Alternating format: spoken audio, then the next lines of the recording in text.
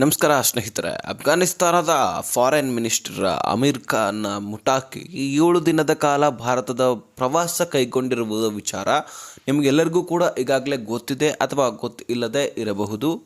ಗೊತ್ತಿರಲಿಲ್ಲಪ್ಪ ಅಂದರೆ ಹೇಳ್ತೀನಿ ಕೇಳಿ. 7 ದಿನದ ಕಾಲ ಭಾರತದ ಪ್ರವಾಸವನ್ನು ಕೈಗೊಂಡಿರುವಂತಹ ಈ ಫಾರಿನ್ ಮಿನಿಸ್ಟರ್ ಅಮೀರ್ ಖಾನ್ ಮುಟಾಕಿ ಭಾರತಕ್ಕೆ ಬರುತ್ತಿದ್ದಂತೆ, ಅಂದರೆ ಭಾರತಕ್ಕೆ ನಾವು ಬರ್ತೀವಪ್ಪ ಅಂತ ಹೇಳಿಕೆಯನ್ನು ಕೊಟ್ಟಿದ್ದೇ ಆದರೆ ಇಲ್ಲಿ ಪಾಕಿಸ್ತಾನ ಮೈಯೆಲ್ಲ ಉರ್ಕೊಂಡು ಬಿಟ್ಟಿದೆ. ಹೌದು, ಈ ಕಡೆ ಅಫ್ಘಾನಿಸ್ತಾನದ ಮೇಲೆ ಮೈ ಉರ್ಕೊಳ್ಳೋದಷ್ಟೇ ಅಲ್ಲದೆ ಏರ್ ಸ್ಟ್ರೈಕ್ ಕೂಡ ಮಾಡಿತ್ತು. ಆ ಏರ್ ಸ್ಟ್ರೈಕ್ ಆದ ಮೇಲೆ ಅಫ್ಘಾನಿಸ್ತಾನ ಪಾಕಿಸ್ತಾನಕ್ಕೆ ಮುಟ್ಟಿ ನೋಡುವಂತಹ ಹೊಡೆತವನ್ನು ಕೂಡ ಕೊಟ್ಟಿತ್ತು. ಒಂದು ಕಡೆ ಬಾರ್ಡರ್ನಲ್ಲಿ ಪಾಕಿಸ್ತಾನ ಮತ್ತು ಅಫ್ಘಾನಿಸ್ತಾನ ಬಾರ್ಡರ್ನಲ್ಲಿ ಈ ಯುದ್ಧ ಪ್ರಾರಂಭವಾಗಿದೆ ಅಂತಲೇ ಹೇಳ್ಬೋದು.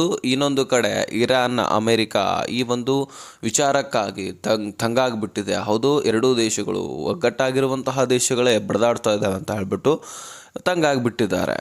ಇನ್ನು ಭಾರತದ ವಿದೇಶಾಂಗ ಸಚಿವ ಎಸ್ ಜೈಶಂಕರ್ ಮತ್ತು ಅಫ್ಘಾನಿಸ್ತಾನದ ಅಮೀರ್ ಖಾನ್ ಮುಟಾಕಿ ಜಾಯಿಂಟ್ ಸ್ಟೇಟ್ಮೆಂಟನ್ನು ರಿಲೀಸ್ ಮಾಡಿದ್ದು ಪಾಕಿಸ್ತಾನಕ್ಕೆ ಬೆಂಕಿ ಹಚ್ಚಿಬಿಟ್ಟಂಗೆ ಆಗಿಬಿಟ್ಟಿದೆ. ಪಾಕಿಸ್ತಾನ ನೋಡಿ ಉರ್ಕೊಳ್ತಾ ಇದೆ, ಅಫ್ಘಾನಿಸ್ತಾನಕ್ಕೆ ಕೇಳ್ತಾ ಇದೆ ಭಾರತಕ್ಕೆ ಹೋಗಿ ನೀವು ಹೀಗ ಮಾಡೋದು ಅಂತ. ಇದೊಂದು ಕಡೆ ಭಾರತಕ್ಕೆ ಪಾಕಿಸ್ತಾನದ ಜೊತೆಗೆ ಯುದ್ಧ ಇಲ್ಲದೆ, ಮಾತುಕತೆ ಇಲ್ಲದೆ ಒಂದು ಜಯ ಅಂದರೂ ತಪ್ಪಾಗಲಿಕ್ಕಿಲ್ಲ, ರಾಜತಾಂತ್ರಿಕ ಜಯ ಅಂದರೂ ತಪ್ಪಾಗಲಿಕ್ಕಿಲ್ಲ. ಬನ್ನಿ ಹಾಗಾದರೆ ಈ ಮುಟಾಕಿ ಬಗ್ಗೆ ಟೋಟಲ್ ಡೀಟೇಲ್ಸನ್ನು ಈ ಒಂದು ವಿಡಿಯೋದಲ್ಲಿ ನೋಡ್ತಾ ಹೋಗೋಣ. ತೀರಾ ಮುಖ್ಯವಾದ ಮಾಹಿತಿ, ಪ್ರತಿಯೊಬ್ಬ ದೇಶದ ಪ್ರಜೆಗಳು ತಿಳಿದುಕೊಳ್ಳಬೇಕಾದಂತಹ ಮಾಹಿತಿ. ಸ್ನೇಹಿತರೆ, ಭಾರತದ ವಿದೇಶಾಂಗ ಸಚಿವ ಎಸ್ ಜೈಶಂಕರ್ ಮತ್ತು ಅಫ್ಘಾನಿಸ್ತಾನದ ವಿದೇಶಾಂಗ ಸಚಿವ ಅಮೀರ್ ಖಾನ್ ಮುಟಾಕಿ ಏನು ಜಾಯಿಂಟ್ ಸ್ಟೇಟ್ಮೆಂಟನ್ನು ರಿಲೀಸ್ ಮಾಡಿದ್ರಲ್ವಾ, ಇದರಿಂದ ಪಾಕಿಸ್ತಾನದ ಮೇಲೆ ಅಣುಬಾಂಬ್ ಹಾಕಿದಂಗೆ ಆಗಿಬಿಟ್ಟಿದೆ. ಯಾಕೆ ಈ ಸ್ಟೇಟ್ಮೆಂಟ್ ಬಿಡುಗಡೆ ಮಾಡಿದ್ದು ಪಾಕಿಸ್ತಾನ ಉರ್ಕೊಳ್ತಾ ಇರೋದು ಯಾಕೆ? ಅಫ್ಘಾನಿಸ್ತಾನಕ್ಕೆ ನೀವು ಹೀಗೆ ಮಾಡೋದು ತಪ್ಪು, ಭಾರತದಲ್ಲಿ ಹೋಗಿ ಈ ಕೆಲಸ ಮಾಡೋದಾ ಅಂತ ಹೇಳ್ಬಿಟ್ಟು ಅವರ ಮೇಲೆ ಅಪಹೇಳಿಕೆ ಹೇಳೋದಾದರೂ ಯಾಕೆ? ನಾವಿಷ್ಟು ಪ್ರಾಮುಖ್ಯತೆಯನ್ನು ಈ ಜಾಯಿಂಟ್ ಸ್ಟೇಟ್ಮೆಂಟ್ಗೆ ಕೊಡೋದಾದರೂ ಯಾಕೆ? ಇದರಲ್ಲಿ ಏನಿದೆ ಅಂಥದ್ದು ಅದನ್ನು ನಾವು ನೋಡ್ತಾ ಹೋಗೋಣ. ಆ ಸ್ಟೇಟ್ಮೆಂಟ್ನಲ್ಲಿ ಹೇಳುತ್ತೆ ಅಫ್ಘಾನಿಸ್ತಾನ, ಹೌದು, ಈ ಭಾರತದಿಂದ ಏನು ಪಿಯೋಕೆಯನ್ನು ವಶಪಡಿಸ್ಕೊಂಡು ಅಲ್ಲಿ ಜಾಟ ಏನು ಊರಿತ್ತಲ್ವ ಪಾಕಿಸ್ತಾನ, ಅದು ಕೂಡ ಭಾರತಕ್ಕೆ ಸೇರಬೇಕಾಗಿರ್ತಕ್ಕಂಥದ್ದು. ಜಮ್ಮು ಮತ್ತು ಕಾಶ್ಮೀರ ಪೂರ್ತಿಯಾಗಿ ಭಾರತಕ್ಕೆ ಸೇರ್ಪಡೆ ಆಗಿರಬೇಕಾಗಿರುವಂತಹದ್ದು ಅಂತ ಹೇಳಿಬಿಟ್ಟು ಸ್ಟೇಟ್ಮೆಂಟನ್ನು ಕೊಟ್ಟಿದೆ. ಹೌದು, ಇದು ಭಾರತದ ಒಂದು ಮುಖ್ಯವಾದ ಒಂದು ಪ್ರದೇಶಗಳು, ಇದು ಭಾರತಕ್ಕೇ ಸಿಗಬೇಕಂತ ಹೇಳಿಬಿಟ್ಟು ಒಂದು ಸ್ಟೇಟ್ಮೆಂಟನ್ನು, ಜಾಯಿಂಟ್ ಸ್ಟೇಟ್ಮೆಂಟನ್ನು ರಿಲೀಸ್ ಮಾಡಿರ್ತಕ್ಕಂಥದ್ದು ಅಫ್ಘಾನಿಸ್ತಾನದ ತಾಲಿಬಾನ್ ಒಂದು ರಾಷ್ಟ್ರ.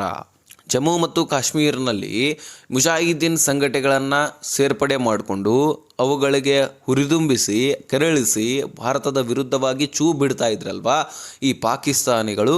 ಸೊ ಇವರಿಗೆ ಆ ಜಮ್ಮು ಮತ್ತು ಕಾಶ್ಮೀರ ಸೇರಬೇಕಾಗಿಲ್ಲ, ಇವರು ಅಶಾಂತಿಯನ್ನು ಉಂಟು ಮಾಡ್ತಾ ಇದ್ದಾರೆ. ಹಾಗಾಗಿ ಇದು ಭಾರತಕ್ಕೆ ಸೇರಬೇಕಾಗಿರುವಂಥದ್ದು. ಮೊದಲಾದರೂ ಇದು ಭಾರತದ ಒಂದು ಗಡಿ ಆಗಿತ್ತು, ಹಾಗಾಗಿ ಇದು ಭಾರತದಕ್ಕೆ ಸೇರುವಂತಹ ಒಂದು ಪ್ರದೇಶ ಅಂತ ಹೇಳ್ಬಿಟ್ಟು ಸ್ಟೇಟ್ಮೆಂಟನ್ನು ಕೊಡ್ತಾ ಇದ್ದಾರೆ.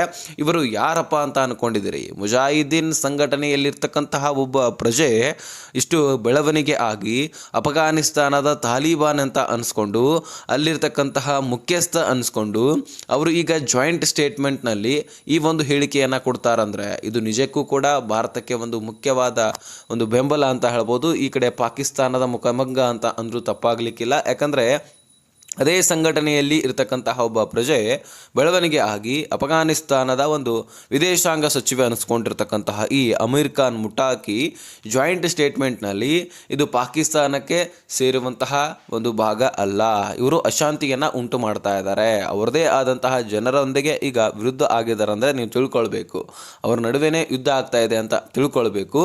ನಮಗೆ ರಾಜಕೀಯವಾಗಿ ಒಂದು ದೊಡ್ಡ ಗೆಲುವು ಸಿಕ್ಕಿದೆ ಅಂದರೂ ತಪ್ಪಾಗಲಿಕ್ಕಿಲ್ಲ. ಒಂದು ಕಡೆ ನೋಡೋದಾದರೆ ಪಾಕಿಸ್ತಾನವನ್ನು ಹೊರತುಪಡಿಸಿ ಇನ್ನುಳಿದಂತಹ ಎಲ್ಲ ಮುಸ್ಲಿಂ ರಾಷ್ಟ್ರಗಳು ನಮ್ಮ ಭಾರತದೊಂದಿಗೆ ಒಂದು ಒಳ್ಳೆಯ ವ್ಯವಹಾರವನ್ನು ಇಟ್ಕೊಂಡಿದೆ, ಒಳ್ಳೆಯ ರಿಲೇಷನ್ಶಿಪ್ಪನ್ನು ಹೊಂದಿದೆ, ವ್ಯಾಪಾರದಲ್ಲಿ ಕೂಡ ಒಳ್ಳೆಯದ ಒಂದು ರೀತಿಯಲ್ಲಿ ವ್ಯಾಪಾರ ನಡೀತಾ ಇದೆ, ಆರ್ಥಿಕತೆಯಲ್ಲಿ ಕೂಡ ಬಹಳಷ್ಟು ಅವಲಂಬನೆಯನ್ನು ಹೊಂದಿದ್ದಾವೆ. ಸೊ ಹೀಗಾಗಿ ಇಲ್ಲಿ ಈ ಎಲ್ಲ ವಿಷಯಗಳಲ್ಲಿ ಒಂದು ಕಟ್ಟುನಿಟ್ಟಿನ ಕ್ರಮಗಳನ್ನು ನಾವು ಕೈಗೊಳ್ತಾ ಇರ್ತೀವಿ, ಒಂದು ನಿರ್ಧಾರಕ್ಕೆ ಬರ್ತಾ ಇರ್ತೀವಿ. ಇನ್ನು ಪಾಕಿಸ್ತಾನದ ಜೊತೆಗೆ ನಮ್ಮದು ಅವ್ರದ್ದು ಹೊಂದೋದೇ ಇಲ್ಲ, ನಿಮಗೆ ಗೊತ್ತಿರ್ತಕ್ಕಂತಹ ವಿಷಯ. ಇನ್ನು ಬೇರೆ ಬೇರೆ ಮುಸ್ಲಿಂ ರಾಷ್ಟ್ರಗಳು ಡೈರೆಕ್ಟಾಗಿ ಹೇಳೋದಿಲ್ಲ, ಇದು ಭಾರತಕ್ಕೇ ಸೇರಬೇಕಾಗಿರುವಂಥದ್ದು, ಜಮ್ಮು ಕಾಶ್ಮೀರ ಭಾರತದ ಒಂದು ಗಡಿ ಪ್ರದೇಶ, ಅವ್ರಿಗೆ ಸೇರಬೇಕಾಗಿರುವಂಥದ್ದು ಅಂತ ಯಾವುದೇ ರಾಷ್ಟ್ರಗಳು ನೇರವಾಗಿ ಸ್ಟೇಟ್ಮೆಂಟನ್ನು ಕೊಡೋದಿಲ್ಲ. ಹೌದು, ಯಾಕಂದರೆ ಪಾಕಿಸ್ತಾನ ಒಂದು ಮುಸ್ಲಿಂ ರಾಷ್ಟ್ರ, ಭಾರತ ಒಂದು ಹಿಂದೂ ರಾಷ್ಟ್ರ. ಹೌದು, ಇಲ್ಲಿ ಹೆಚ್ಚು ಹಿಂದೂಗಳು ಇರುವಂತಹ ಕಾರಣಕ್ಕಾಗಿ ಹೆಚ್ಚಾಗಿ ಡೈರೆಕ್ಟಾಗಿ ನೇರವಾಗಿ ಸ್ಟೇಟ್ಮೆಂಟನ್ನು ಕೊಡೋದಿಲ್ಲ. ಯಾಕಂದರೆ ಪಾಕಿಸ್ತಾನದ ಒಂದು ಮನಕ್ಕೆ ಹರ್ಟ್ ಮಾಡುವಂತಹ ವಿಷಯ ಅವ್ರು ಮಾಡೋದಿಲ್ಲ, ಯಾಕಂದರೆ ಇಸ್ಲಾಮಿಕ್ ರಾಷ್ಟ್ರ ಅಂದ ಬಳಿಕ ಅವರಲ್ಲಿ ಇರ್ತವೆ. ಆದರೆ ಈಗ ಒಂದು ತಾಲಿಬಾನ್ ಪ್ರದೇಶ, ಅದರಲ್ಲಿ ಮುಜಾಹಿದ್ದೀನ್ ಸಂಘಟನೆಯಿಂದ ಹೋದಂಥವರು ಅವರು ಈ ಒಂದು ಸ್ಟೇಟ್ಮೆಂಟನ್ನು ಕೊಡ್ತಾರಂದರೆ ಇದಕ್ಕಿಂತ ಹೆಚ್ಚಿನ ಗೆಲುವು ಎಲ್ಲಾದರೂ ಸಿಗತ್ತಾ?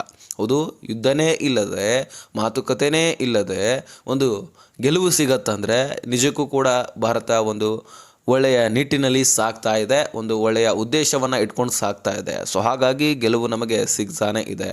ಇದು ಜಂಟಿ ಸ್ಟೇಟ್ಮೆಂಟು, ಇದು ಸುಮ್ಮನೆ ಹೊರಗಡೆ ಬರೋದಿಲ್ಲ. ಇನ್ನೊಂದು ನಿಮಗೆ ಹೇಳಬೇಕಂದ್ರೆ ಇದು ಇಬ್ಬರ ಸಹಮತ ಕೂಡ ಬೇಕಾಗತ್ತೆ.